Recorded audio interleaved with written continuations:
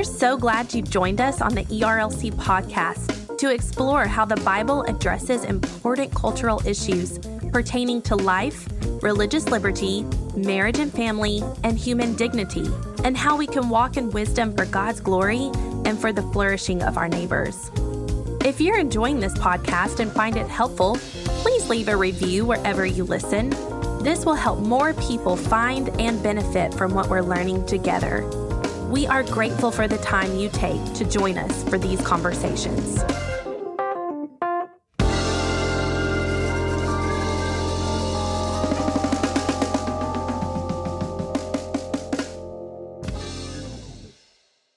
You're listening to the ERLC podcast. This is the most dad Saturday dad look I've ever seen on you, Brent. For Brent? Yeah. Really? No, he's had his short sleeve button down shirts on before. That's dad, ultimate dad. There's a short sleeve button down? Yeah. Oh, that's awful. Hello, and welcome back to this week's episode of the ERLC podcast, where each week we're talking about our work here at the ERLC and focusing on what Christians need to know about the things going on in the world. I'm Josh Wester, and with me on the podcast today are my co-hosts, Lindsay Nicolay. Hello, everyone. And Brent Leatherwood. Howdy, friends. Good to be with you once again. Man, it's great to see you guys. How you guys doing? We're doing great. Yeah, it feels like every other day. Yeah, it's Groundhog Day, essentially. It really is. Well, we've got a lot to talk about this week. So, Lindsay, why don't you go ahead and kick us off and tell us what the ERLC's been talking about this week? Yeah, so this week we have several pieces of content that I think will help us understand how we can disciple those around us and how we can act Christianly in the midst of this pandemic. So the first we have is by Jessica Burke, and she has an article titled 4 Ways We Try and Help Our Children Understand Suffering. So in the midst of the pandemic, children have been exposed to things on the news, probably about hearing about sick people and job losses and deaths and isolation. They know disappointment in their own lives. And so Jessica talks about how her and her husband try to shepherd their children through suffering. And she says it's important that we not skip over suffering with our children and that we not ignore it, but that we as parents and those who disciple children should be the ones to tell them and explain to them what God's word says about this and to be able to speak the hope of the gospel to them. I thought this was a really helpful piece and timely for this week because we had to happened as we were trying to watch the space shuttle launch. But there was a news promo that came up and said that tonight on the nightly news, we'll be talking about the fact that America has now passed 100,000 deaths related to coronavirus. And so just in that moment, trying to walk our children through why that's such a significant milestone and what that means for us, I thought this article was really helpful for that conversation. Yeah, incredibly helpful. Jessica's a great writer, so I would also encourage listeners to look up some of her other articles on our site as well. So next up, we have an article by Grace Liu, and she talks about what Christians can do to address COVID-19 and the racial divide. So COVID is actually exposing, not only do minorities have extra risks to their health, and then studies have shown and some statistics have shown they have risks economically. It affects them in different ways than those who might be in the majority. But also Asian Americans are experiencing racism and discrimination during this time. And she shares just a little bit about that. It's really heartbreaking, actually. So I'm so thankful that Grace put these thoughts down and shared it with our audience. And that also just kind of brings a question of my mind for you, Josh. You're the father of a beautiful adopted little girl who is a minority. And do these concerns about coronavirus and its real impact on our brothers and sisters of color, does that weigh more heavily on you and your wife in this moment at all? I think the first thing that any adoptive parents who are a part of an interracial adoption would want people to know is that it's not as though because you have adopted a child of another ethnicity that means that suddenly you have this remarkable understanding of life for other communities. But our daughter Ellie is almost 3 years old. She's African American, and because it was not an international adoption. It wasn't even like she was from another state or region. She's from she was born in our hometown where my wife and I grew up. And the truth is that even in that community, I'm very aware of the socioeconomic disparities that exist there. And even though we're very fortunate to be able to ensure that our daughter has access to whatever kind of medical care she would need, I'm aware that people that are her biological family members and people in the neighborhood where her family where some of her family lives are even right now at a greater risk. And so, yeah, that kind of stuff definitely weighs on me. And it's something that concerns me. And I think that just because it puts me in touch with it in a way that is more real than I probably otherwise would be. Thanks for sharing that, Josh, and just giving us a little bit of insight into even what adoptive families are experiencing right now. And then the final article that I wanted to share is about shepherding pastors during the coronavirus, because pastors are focused on shepherding people in some unprecedented times, but pastors are also human as well, and they struggle and they need to be shepherded. And so Catherine Boyle, who's the mental health director for Key Ministry, talks about, again, the need for shepherding these pastors. And she gives us some examples. She particularly talks to denominational and associational leadership and speaks to the need for people in leadership in those areas to step up in order to lead pastors. But she makes some suggestions like providing free online therapy services for pastors. She suggests something like developing an online pastors retreat, because there have been some virtual women's retreats and other things. And then she talks about developing some weekly 3-step guidance. So she's got some great suggestions here. Finally, and this is something that we actually all can do, is she suggests personal contact, that it's just important to be reaching out to our pastors, to be encouraging them, to even be praying for them. And I know I, for one, am guilty of not following through with that. So we just need to be thinking about our pastors and praying for them and actively ministering to them in this time, because again, they are human too, and they're not immune to the mental health effects of this pandemic.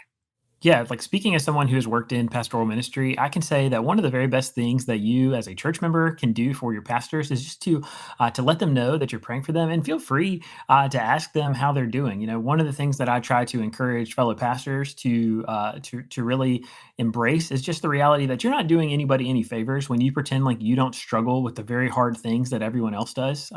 There's something really freeing about seeing your pastor as a human being and recognizing that they are walking through and contending with the difficult times and struggles in life, just like everyone else is. And even though these are people that we look to for spiritual leadership, they're flesh and blood human beings that still struggle. And I know that they appreciate your prayers. They appreciate all the support that you're able to give them. And honestly, when they're able to open up and to speak forthrightly about some of the difficult things they're going through, that can make all the difference. So true, Josh. So guys, that is what's happened on ERLC.com this week. Hey, thanks, Lindsay. And that brings us to Brent in our culture section for the week. So Brent, tell us what's going on. Well, this has certainly been a strange week, which I guess makes sense because we are in the midst of really strange times. So it all started with Memorial Day weekend, and Memorial Day itself just seemed off, just from talking to many of our colleagues and friends in the community where we live. Many events marking the occasion were canceled, and events that were held were very different from any that we have ever seen. I mean, virtual concerts and virtual Memorial Day celebrations. It's just an odd thing. One theme that emerged, though, was the gratitude that we all have for frontline workers and healthcare workers and service sector workers that have become the heroes in the midst of coronavirus. And at the same time, though, a shadow was cast over everything, as most of us are aware in the U.S., that we were approaching a significant milestone, which we mentioned earlier. 100,000 lives officially lost due to coronavirus. Well, that number was officially reached on Wednesday of this week. And it means that in our country that represents fewer than 5% of the world's population, we now account for nearly 1/3 of all of the lives lost worldwide to this pandemic.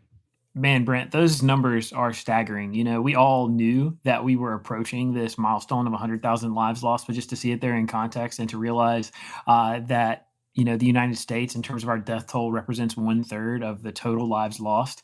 Honestly, it's really difficult to grapple with. That's right, Josh. And at the same time, we should also note that on Thursday of this week, we surpassed 40 million jobs that have been lost. So there are now well over 40 million Americans who have filed for unemployment benefits. And the reality is that both of those numbers are actually likely higher in reality. So it was just a moment for sure.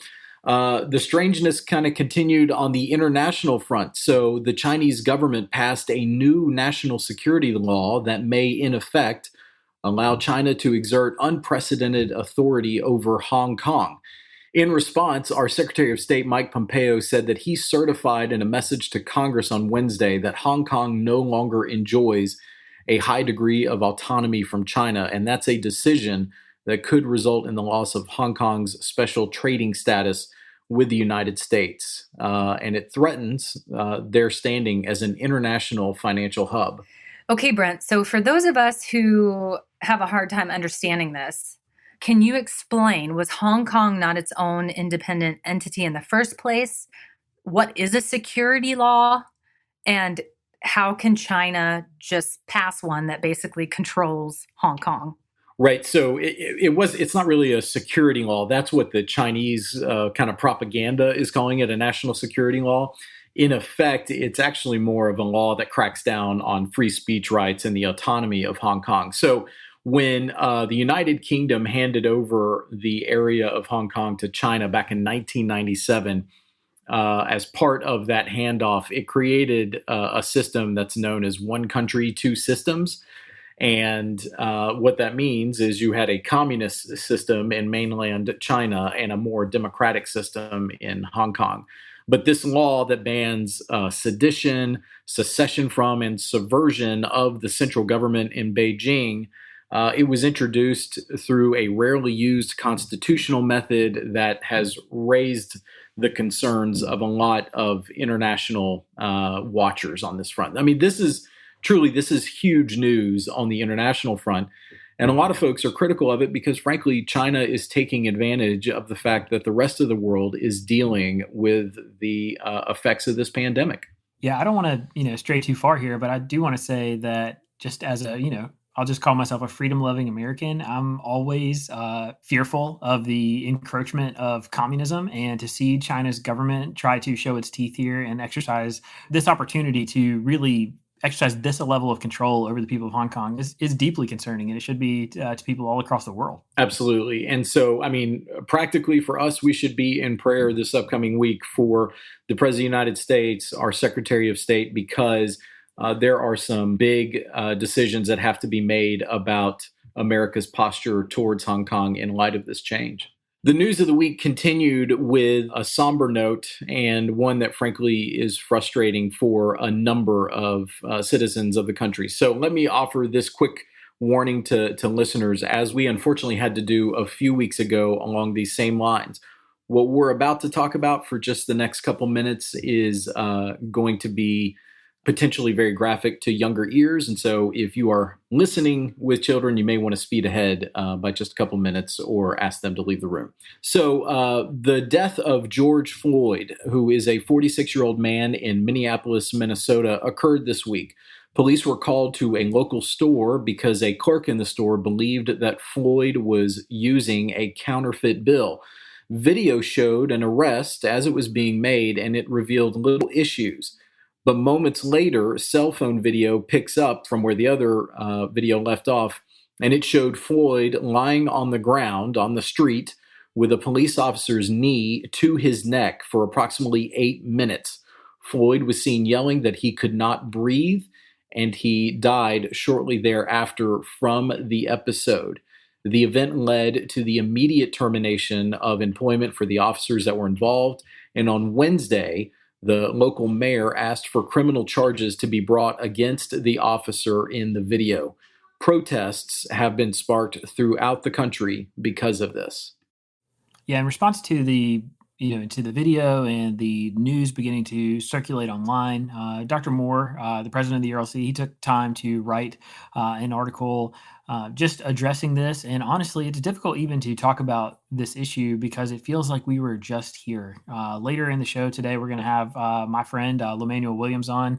Manny is an African-American pastor in Tennessee, and he is going to share some thoughts with us. But I would encourage listeners to look at Dr. Moore's article. He does a really good job of trying to help us think through how to navigate this, or how to think through this, how to pray for this, and to think about what should happen going forward. But it's just devastating. It is devastating and tragic and horrible, and I cannot imagine living my life in that kind of fear. It's unfathomable. And Baptist Press, bpnews.net, has an article out talking about how SBC leaders are urging prayer and reaching out with the gospel and speaking out against racism in the midst of George Floyd's death and just this continual onslaught in the African American community. And I mean, I can only think that how frustrating this must be for Americans who are people of color and as Christians are Black and brown brothers and sisters who, in this moment where we are supposed to be unified and trying to combat this virus, to just actually see it in many ways pulling us apart, and these pre-existing divides that have been with us as a country for a while, those divides only being exacerbated in this moment. It is just so frustrating that it seems like for whatever reason, we can't as a nation make progress on this front. Yeah, and there are things that just seem so intuitive. Like, why would you put your knee on somebody's neck for 8-9 minutes? Why? And when they're screaming that they can't breathe. So it's just tragic for his family, for our nation. And I don't know if y'all have seen video or pictures of the protests in Minneapolis and just how heartbreaking that is. Cars burned, areas destroyed, and it's really like a visible picture of the scars and the destruction, even in the midst of our country. And we should also say, look, this is not meant to be critical in general of our law enforcement officers. They have a tough time, and there are many instances that they are put in where things get very tense and they have to make very quick decisions, and in some cases, life-saving decisions. But none of that justifies what we are seeing in this video. If you have apprehended someone, that means they are under your authority, under your care. And if you have them down and arrested, there is no plausible reason for you to continue having your knee on their throat. It just boggles the mind that these sorts of incidences keep happening. So I can totally understand the frustration that is felt by our fellow Americans in instances like this. They are justified in wanting justice to be done here. Beyond that, this week, we saw the postponement of America's first launch of astronauts into space for the first time in many years. The joint SpaceX-NASA venture had to be scrubbed from the launch pad in Cape Canaveral, Florida, as storms were in the area. A lot of enthusiasm had built up for the event, as even President Trump was in attendance and prepared to give remarks for the occasion. But not all hope is lost. NASA officials are hopeful that the next window for a launch, which will occur Saturday afternoon, will see a successful mission take place. And so, Josh, I know your longstanding man crush on Elon Musk ensured that you took the news of the scrubbed launch particularly hard, but knowing that Saturday awaits is probably some good news. Guys, I don't know about y'all, but I don't know if anybody could pay me a sufficient amount of money to send me to space. I would not go. Even in a Tesla-designed space shuttle craft? Especially not in a Tesla-designed space shuttle. And I'll just enjoy it in the new heavens and the new earth. I am not about to go explore space now. Haven't you seen Gravity? That's my worst fear, getting lost in space. She makes it back. That's true. All right, so there were some other newsy items that took place this week as well. Let's get to those. Baptist Press reported on some helpful guidance for churches provided by the CDC. The Centers for Disease Control and Prevention issued interim guidelines that occurred actually last Friday after we taped this podcast that reminded state and local officials to take the First Amendment right of religious liberty into account when they institute reopening policies. And so I thought this was really helpful, and Dr. Moore said as much on behalf of the ERLC with a press release that we put out about this guidance. That's right, Brent. The CDC guidelines were actually really, really helpful because they were, they didn't come down from on high as some kind of dictatorial commands. They were instead just helpful guidance for churches as they are thinking about reopening, and for local governments to pay attention to, and state governments as they are trying to issue guidelines to churches as we try to, resume normal life and the normal rhythms of worship. On the economic front, we already talked about the number of Americans that have now filed for unemployment in total. But did you know that there's actually some surprising good news? Axios reports this week that Americans are behaving very differently than they have in previous recessions, causing home sales to rise. And many may continue to spend money as if nothing has changed. So that was actually really surprising. And it comes to us from the Commerce Department, who has a new home sales report, and it showed that home sales increased in April despite nationwide lockdowns. I thought this was really surprising and hopeful. On the political front, most of us are aware that the national political conventions are due to be held later this summer. Well, two related items happened on that front this week. On the Republican side, President Trump threatened to relocate the GOP convention from Josh's home state of North Carolina if current Democratic Governor Roy Cooper doesn't give the green light for the convention. So where North Carolina is right now in its phased reopening, essentially large gatherings like a convention are not permitted. But we should note that the event is expected to draw thousands of people from across the country and millions of dollars in revenue to the Tar Heel state. So potentially all that would be lost out on if the Republican National Convention does not take place. On the Democratic side, former Vice President Joe Biden is giving a virtual keynote address to the Texas Democratic Party's state convention, which is being held completely online. Why is that significant? Because given the size of the event, it is seen as a potential test run for the possibility of moving the Democratic National Convention to a virtual format as well.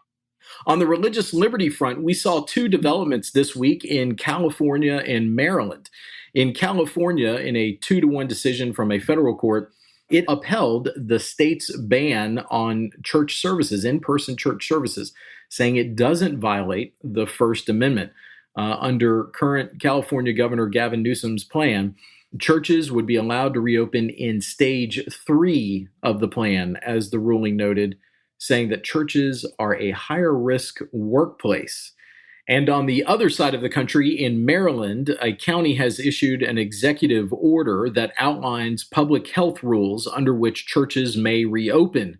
But the order prohibits the distribution and consumption of any food or drink as part of any religious service, which effectively outlaws the distribution of communion. That's right, Brent. And honestly, this is mystifying to me. It is just an example of the kind of ham-fisted government. At the ERLC, through this whole process, we have been trying to encourage churches to comply as far as possible with whatever guidance or restrictions are necessary as we are all together trying to combat the spread of coronavirus. But this is just one of those things where narrowly tailored guidance that actually takes into account religious exercise and religious practice would have been so much more effective than what we see here. And so it's my hope that other counties and other local and state and municipal governments will take the lesson here and be much more thoughtful and careful going forward. This goes back to some comments that Russell Moore made last week. Local governments, state governments, the federal government should treat churches the same where there is sameness and offer guidance. But those sorts of offers of wise counsel can quickly, if they are not positioned correctly, turn into directives that violate religious liberty. And that's, just case in point, we talked about the CDC guidance, and now we're talking about this. The CDC guidance takes the right approach.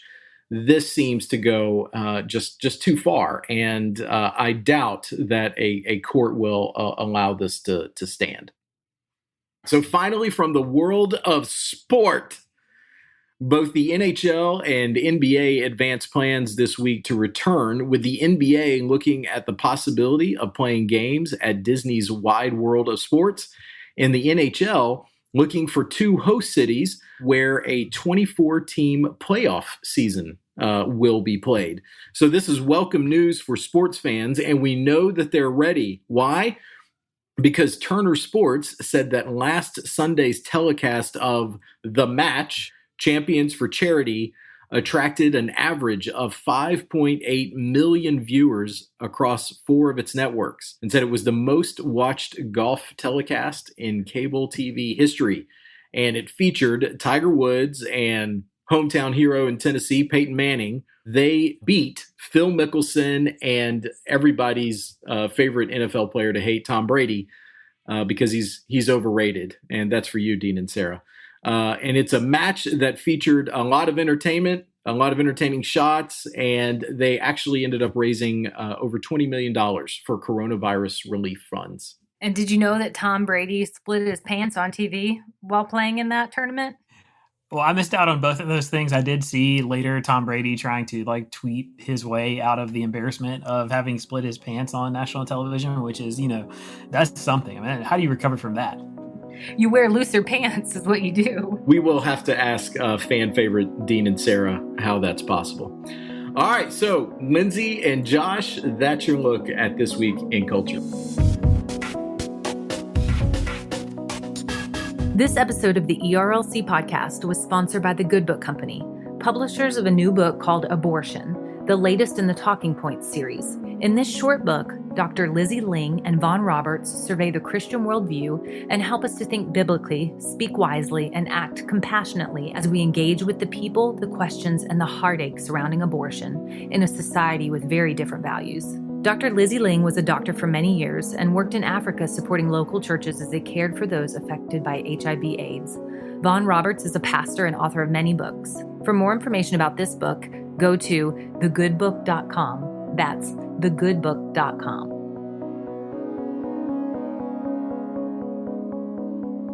So now we're about to talk to one of my very best friends, Lemanuel Williams. Lemanuel is on staff at Redemption City Church in Franklin, Tennessee. He oversees a number of areas at the church, including men's discipleship and a really cool initiative I'm excited for him to tell us more about in just a few minutes. But just want to say, Manny, thanks so much for joining us today. If you could, as we get started, would you just tell our listeners a little bit about yourself and how you're serving in ministry right now?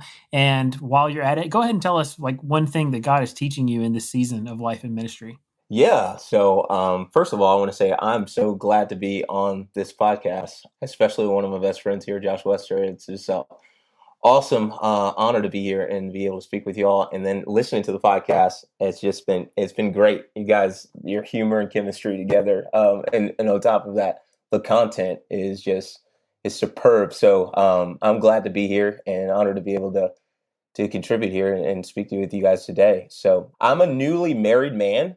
So I just celebrated my first anniversary with my darling Sarah. It wouldn't be right if I don't talk about her at the beginning of this as I'm talking about myself. She's such a gift to me. I probably can dote on her for the whole interview. So let me tell you about myself. I did grow up in Virginia Beach, and most of my youth was actually entrenched in the church, but I was actually entrenched in a Pentecostal church. And so I wish I could say that phrase that I heard, I'm Baptist born, Baptist bred, and when I die, I'll be Baptist dead. But that's not the reality. I was born again in a Pentecostal church, and now I am Baptist bred now, so I can call myself a Baptist-costal. That's what I like to go by. There you go. Well, and we're glad you're not Baptist dead yet, because we value your life and ministry. Yep, my voice is evidence of that. So yeah, it was only 6 years ago that I transitioned over to the Southern Baptist denomination. I moved from Virginia Beach to Rocky Mount to become a pastoral intern at a local church plant. That's where I met Josh Wester, and attended Southeastern Baptist Theological Seminary, and worked for a nonprofit there in the inner city for about 4 years. And serving in a specific community there and working to bring about educational revitalization and economic vitality and investing in inner city youth. And I mean, obviously there's a lot more that was there, but in the midst of that, I was given the opportunity to come and pastor at Redemption City Church in Franklin, Tennessee. So I'm the director of discipleship there. And I've been at Redemption City for almost 2 years now. September will be when the 2-year mark comes up. And never would have imagined in my earlier years of pastoring that I'd be pastoring in the midst of a pandemic. And so to answer that second question, basically, that Josh is asking me, what has the Lord been teaching me? I think he's been teaching me just to focus on the provision for today. There's a lot of things that I want to take control of and try to plan and prepare for tomorrow, which that's not bad in and of itself. But I think that the overwhelming marker of my personal story, which I don't have enough time to go through, is I didn't plan to be in any of the places from Rocky Mount to here at all. And so I've just been reminded over and over again of that text in Proverbs, many plans are in the heart of man, but it's the Lord's purpose that prevails. And I think it's just teaching me to have peace with my tomorrow being inside of his hands and not in my own hands. Teach me how to seek the kingdom of God, the rule of God on earth right now, and all of its righteousness, and not be anxious for anything. And that's tough, to live in that freedom of life abundantly. And so, yeah, I think the text, not to be anxious about tomorrow, for tomorrow's anxious for itself, and sufficient today's own trouble. And so I think that scripture and reality has become more vivid to me in this season. So a couple things we are excited about at Redemption City that we want to talk to you about are the men's discipleship and then this neat initiative called Hope for the Hungry. And can you tell us a little bit about what those are and how you've seen God use these ministries? Yeah. So let me start out with the men's ministry. It's a ministry that's growing. We do a lot of things in that ministry, but there's two that I want to just highlight. One is we started doing a men's night thing whenever I first got here. We do it on a quarterly basis. It's where we have special speakers come. They speak to us in the evening on a very specific biblical topic geared towards men. We have a blast, though. We throw competitive games to get the guys' competitive juices going and get them all involved and pumped up, eat some good barbecue, and then listen to a good sermon. And so those have been really awesome, connecting our guys together, and then kind of leading into other things like our men's Bible studies. I think one of the most powerful ways I've seen God use this ministry is actually in our men's Bible studies. That's not a novel thing, but I run one actually on Wednesday mornings at 6 a.m. And it's amazing to see how hungry and thirsty these guys are. And most of them not even early risers, but they're up at 6 a.m. and they're consistent to the study. And they're just hungry to feed from the Word of God. And so investing in good studies for them and to see them grow month after month in the knowledge and understanding of the Word and their biblical literacy, to receive text messages and say, man, thank you so much for helping me see the Bible and the faith in a new light, in a more holistic way. And then to even have wives tell me to continue to study because it's impacting their husbands' lives and how they're fathering and how they're also being husbands as well. And so just from opening up the scriptures on a week-to-week basis at 6 a.m. in the morning and then other studies that are going on, God's really doing powerful things through our men's studies. I guess I can just switch over and start talking about our Hope for the Hungry initiative as well. This is a very unique thing for our church. Our church was gifted with over 30 acres of land. There's a whole nother story behind that. But 30 acres of land, that's actually going to be the future home of our church. And in the meantime, we decided to use a portion of that land to actually farm and to raise produce to feed the hungry inside of Tennessee. And so we have a 2-acre garden. And I don't know what people's understanding of that, but that is really big. A 2-acre garden that we're working on in the first year. And this is our first phase that we started out on this year to feed the hungry inside of Tennessee. It's beautiful. But not only is it beautiful, it is already starting to produce a lot of produce to feed the hungry with. And so we're partnering with a local nonprofit organization called Cultivate, and they are just doing an amazing work. Their mission is to grow food and grow people. And they even take guys that they're ex-cons, drug addicts, and I mean, the list goes on. And they build these guys up to become professional farmers, and they call them cultivators. And as they're cultivating, the idea is as they're cultivating the new life in crops, they're nurturing and cultivating a new life for themselves. So they also partner with local partners to help them get full-time job placement once they're done with the program, which goes around 6 months. So that's the model. They are actually our professional farmer for what we're doing. And that's the model that we're following and getting started off with. So we actually started back out in December announcing the initiative, and our church has responded financially. They've gone above and beyond what we asked for, and they're still giving to the cause. We got a ton of farm work to do, and they volunteered for that, thousands of hours over the summer, and they've stepped up to that need. So our people are becoming farmers, and we're already beginning to feed the hungry, and we're just getting started. So partnering with several nonprofits, Grace Works, Daughters of the King, One Gen Away, that's working on feeding millions of people every year. So God has just been gracious to us through that initiative, and it's starting now. Manny, thanks for that rundown, man. And that's something that Lindsay and I have, as church members at Redemption City, have been able to see up close. And it is really incredible.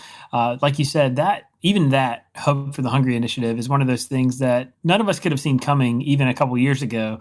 But it's taking the opportunity to take advantage of what God has provided for us. So we're going to pivot a little bit to something celebratory that you've talked about, and that is your first year of marriage to the lovely Sarah. And looking back on your first year, tell us something about marriage or a few things that have surprised you. Yeah, well, we actually, I think the thing that surprised me the most is we actually didn't have too hard of a time adjusting to living together. You hear the horror stories People sometimes. warn you about the first year. Yep. Yeah. So there were no like weird quirks that we needed to compromise or adjust to, really. And you think like getting married a little later, if it is later, like being 31 years old when I got married, you think you could get stuck in your own ways, which I was, but there's not been a whole lot of. It's been surprisingly not as stubborn as I thought it would be in this first year. I mean, I think the one weird quirk that actually ended up happening was after we got married, and that was I stopped putting the top on my toothpaste. Very strange, but it really annoyed my wife. If that's the quirk, then you're doing good. Yeah, so trying to put the top back on the toothpaste now. So that's something. But I think also what one of the surprising benefits was actually, well, one of the surprising things was the surprising benefits of really, really good premarital counseling. So I don't think I put a premium on it before I got married, but I'd pay a very high amount for it because I think it probably saved us from a lot of, heartache and unnecessary conflicts. But it's still only a really young marriage, so we still have a long way to go. So we'll see. This is our kind of lightning round question. One of the fun things that we like to talk about is reading. Since I get to ask this question, I'll just say it. You're a huge nerd. On top of everything else that you are, you're a person who loves to live in the life of the mind. You love to read and study and think. So for fun, if you could only take three, or if for the rest of your life, you could only read books by 3 different authors, who would you choose? So whose works would you choose? Man, that's really hard for me. I think if it's for the rest of this life, then I'll pick authors that are more useful for me. So the first one would actually be, and we'll just say that the Bible like is grafted in. Okay, all right. Isaiah in the Bible would be one of my favorite authors in there, by the way. But anyways, I go with Cicero because I'm actually reading on the Ideal Order right now by him. I think he is it's just fun to read him. And the dialogue he has and conversation inside of that book, he writes a little bit more like the next author I would say I would want to have is actually Plato, because I just feel like there's a basis philosophically and politically there that I really enjoy with reading Plato, and that will keep me going for the rest of my life. And then, of course, I cannot leave out the one and only C.S. Lewis. I feel like everybody gives that answer that he's in there somewhere, but that's just how influential he is. And so I love reading him a ton, so I could do that for the rest of my life. Man. Well, that's a good list. That's I like to tell people that one of the people I've benefited the most from is Augustine, and the thing that actually changed Augustine's life was reading Cicero. So you're in good company there. There's a famous story about Augustine reading Cicero's Hortensius and having his whole life changed. Now, I want to kind of transition us into this next question. One of the reasons we wanted to talk to you today is because this week we witnessed another violent incident where a Black man lost his life. The video was shocking and horrible. And we've mentioned it already on the podcast today. We just feel grieved by this. And one of the things that grieves us the most is that this feels so familiar. Not only is this a tragedy, but it's a tragedy that we're almost growing numb to because it's something we've seen over and over again. You and I are real life friends that have spent a lot of time together. And brother, like one of the things that I have, like on issues related to race, I have learned so much from you. And so as a Black man, as a pastor, as a Christian, could you just talk to us for a second and share some of your thoughts about this and maybe the larger issue, and just say, a word about how people should think about it or how they might respond? Yeah. First, I want to just say, I send the condolences over to the Floyd family and all those that are in grief over his death. I was really broken last night. Just I basically cried myself to sleep last night thinking through this and watching that video. And I really hope that I get to see George in the resurrection and celebrate with him, to be in a time underneath the just rulership of our righteous King Jesus, and to be in a land where partiality will be no more, and to have a time where the color of our skin is no longer just something that we speak and reflect on and have for, we look at it, and when it's looked at, it's just looked at as a need for management of behavior. There's so much to unpack there, but I'm looking forward to the time where the color of our skin will speak and reflect of the majesty of our Creator in all of its fullness. But until then, I think that it'll be really good for people to begin to set their mind that it is time for war. It's time to go to war. And I want to say this, I needed a wake-up call. It's sad that it took the death of another Black man to wake me up.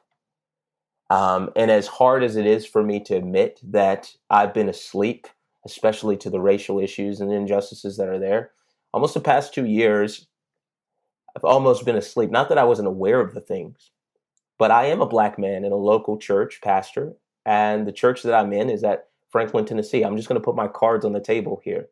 Franklin is an incredible city. It's beautiful. It's wealthy. And though there are pockets of poverty, and yes, there's injustice here, I got to admit, it's hard to see. And when it's hard to see, it's hard to believe. And so I'm in a church with you guys, and I love my church. We are a majority white church. I'm one of the few Black members that are there. So once again, just want to put this on the table as I'm talking to you guys. But what I've learned is that in an environment such as Franklin, it can really dampen the zeal of your dispositions and convictions over time. Not because the environment's evil, that's not what I'm getting at, but because it lacks that visual of the relation of racial issues inside of our nation and the injustice that's there. Before I moved to Franklin, I was working in the inner city, like I said, and that's a totally different context. And in that context, the racial issues and the injustice in our nation was at the forefront of my mind day by day because it was visible. It wasn't just an idea.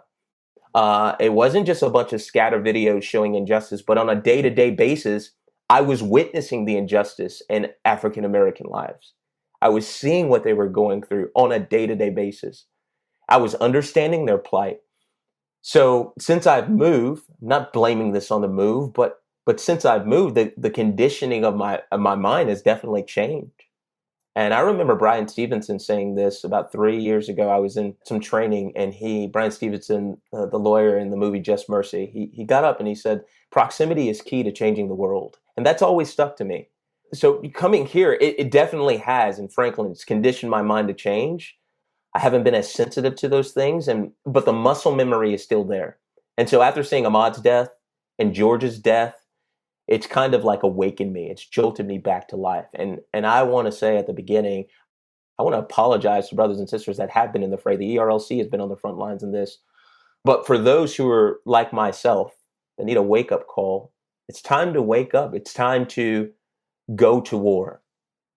Whether black or white, it's time to go to war. And I think it's important to remember that when we're doing this, we're not fighting against flesh and blood.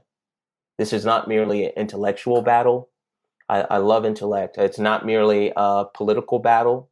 Ideas are important. Politics and policies are important. But I want to be blatantly honest. Racism and white supremacy, they're very boring and stupid ideologies and practices. And I can say that at the base level of every sinful ideology is they're boring and stupid at their core. I mean, you think of it epistemologically, existentially, in every way, racism and white supremacy is stupid, theoretically or practically, economically, socially, intellectually, whatever it is. You look back at guys and their ideas like Herbert Spencer and social Darwinism and all of that, their arguments are quite easy to rebut and discredit. So to a certain extent, the reason why I'm saying this is because the ideas of white supremacy and racism, they can easily be overcome. But the spirit behind the ideas cannot be easily overcome. They are demonic ideas. They are demon-possessed ideas, if you will. And I'm reminded of when the disciples try to cast out the demon from the demon-possessed boy in Mark chapter 9, but they can't. And Jesus comes in and he rebukes the demon. He casts him out. Then he rebukes his disciples. And he says that this kind of demon can only be cast out in this kind of way. And I've been reading Pro Reggae, Living Under the Christ Kingship by Abraham Kuyper. And in his chapters, The Power Given to Us and Increasing Our Power, he breaks down this text in Mark 9 to explain that it is clear that the disciples were given enough power to cast out demons earlier, but there are levels to this thing. And he says this kind can only be driven out by prayer and fasting. And I think that this kind of demon in our society, if racism and white supremacy are demon-possessed ideas and practices, if they're so subliminally thread into the fabric of our society and persons, and they've been spreading over the centuries, I think this kind of demonic possession of ideas and practices can only be cast out by another level of spiritual warfare. And so I want to indict myself first and just say that I don't know the last time that I fasted about racial issues in our country. I mean, for heaven's sakes, it's the original sin of our nation. It's rooted in our history. So I'm asking, why wouldn't I, as a black man, have a consistent rhythm and a practice of prayer and fasting? And so this prayer and fasting that I'm talking about, I want to make it very clear that I'm not just talking about doing something that is stuck in the invisible, but I'm talking about something that results in a visible demonstration of power. It is followed by actions of casting out, if you will, that everybody can see, whatever that looks like. And I'm talking about prayer basically in a fasting that will lead us to a spiritual depth that leads to empowerment and wisdom that comes from above. And so that we can combat and we can bind this strong man of white supremacy and racism in our society, especially in our churches. I think we have limitations on how far it can go in society, but judgment begins in the house of the Lord. And I want my life to be caught up after seeing this with George. I want my life to be caught up with the zeal of Phineas, if you will, to be violently slaughtering this sin that defies our Christian community so we can have peace and unity inside of the church. And so I would say, one, in response, it's time to go to war. It's time to gear up. It's time to take this thing to another level. That's my first thought in this. Well, Manny, we're so thankful for those sobering words, calling us to war on our knees and war in the spiritual realm, because you're so right. It's not going to easily be overcome, because it's got to be something that's overcome by the power of God in the hearts of sinners. So thank you for sharing with us, and may the Lord use this to bring about a revival of sorts. where we repent and then see a very different church and a very different America in the future. And our hope is that, the hope we have is that we know God is all powerful. He can do all things. And we have the invitation to ask him. So thank you for that challenge. It's convicting.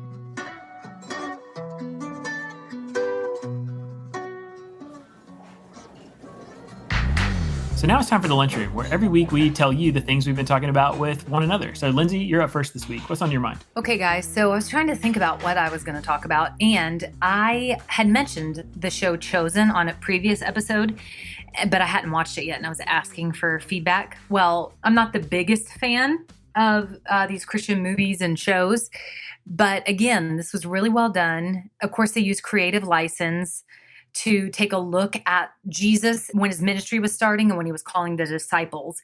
And they take a look at some of the backstories and just kind of imagine what those are. But it got it right at the points where it was important. But one of the things that it reminded me of and that stuck out to me is that oftentimes when I read the Gospels, even though I know better, I kind of imagine it as a utopia and like Jesus walking around with this big aura of light around him. And I imagine the disciples being more polished than they are. And so this brought back the reality of how really earthy Jesus's ministry was and how he came into the most unexpected and uncomfortable places, and how it really is a gift of God to have the eyes to see Christ for who he is, because he would not be recognizable to us in our flesh based on our own understanding. So anyway, I would highly recommend that. There are 8 episodes. That's really good, Lindsay. For my lunchroom stuff this week, it is nothing serious. It's just things to bring you joy. So I don't know if you've seen it, but there is this phenomenon going around on the internet called the bottle opening trick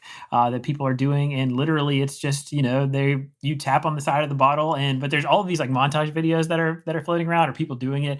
Literally the same thing every time. They tap on the bottle and they do it with like a butter knife. You tap on the bottle and then you hit the top and the top, flies off of the bottle. I've seen people crack the bottle as they're trying to do it. But it's just fun. And every time the person's reaction is like utter shock, even though it's doing exactly what the person in the video they watched to learn how to do it is doing. So that's one. The other one, though, was like really, really cool. I'm just calling it Prom Kid because I don't know what it is. But basically this teenage girl who was graduating from high school and wasn't going to be able to attend her prom had apparently watched this other like younger boy for a long time. And he was sad about the fact she wasn't going to be able to attend her prom. So he decided to throw her a prom himself and dressed up and did the whole deal. They did a social distance prom between this, young boy and this girl because she was going to miss out on her junior or senior prom. And so there are pictures there. It'll be linked in the show notes, but it was a very, very cute thing that is just one way to make a memory during social distancing. All right, Brent, what's on your mind? All right, so I wanted to talk about something that's actually a little more serious. So this week, the lead singer of the Christian group Hawk Nelson came out with an Instagram post saying that he no longer believes in God. And just for kind of transparency purposes, I should probably mention my wife used to represent Hawk Nelson at her record label here in Nashville. But it was just a really sad moment, and certainly in the Christian music sphere, and probably for many fans of the group, seeing someone who has featured so prominently in the group's success saying, yeah, I really don't believe that God exists anymore. That just, man, that probably raises a lot of points of conversation around homes in the country. And it is definitely something that has stuck with me this week. Well, and because he might not mention it, Josh actually had a piece up on our site about this and just responding to it, and about how Christians can be encouraged when they see others in the faith, particularly those who are in prominent positions or more notable positions, when they see them turn from Christ. Josh reminds us to not miss Jesus, that he's there all along, even when others turn from him. And the members of the band released their own statement saying that they still love their fellow bandmate, and that even when people express doubt about God, he's still very real and still loves them. Yeah, I thought that was a really great move by the other members of the band. But over the last several years, we've seen a lot of prominent Christians make these kinds of announcements about walking away from the faith. And I know how discouraging that can be to people who have been influenced by these people, or who have they've been been instrumental in encouraging their faith. Or some of these I'm sure some of these songs have just meant so much to other Christians that to receive news like this can be really, really devastating. So I wrote some thoughts there that are up on ERLC.com, and I hope that they're encouraging, and I hope that Christians will just take heart to know exactly what those other band members tried to reinforce, which is that Jesus doesn't move, he doesn't change, he's still always there, no matter what we're going through or struggling with. And so even as we kind of lament this announcement about someone walking away from the faith, we should pray that through the whole the work of the Holy Spirit that God brings him back, that he would revive this faith. Thanks so much for listening to the podcast. Just as a reminder, you can find links to all the things we talked about today in the show notes. And if you like the podcast, we would really appreciate it if you'd help us spread the word by sharing the episode on social media or going into your podcast app and leaving us a rating or review. But for Brent and Lindsay and myself, we're going to sign off here and say we look forward to being back next week with more content.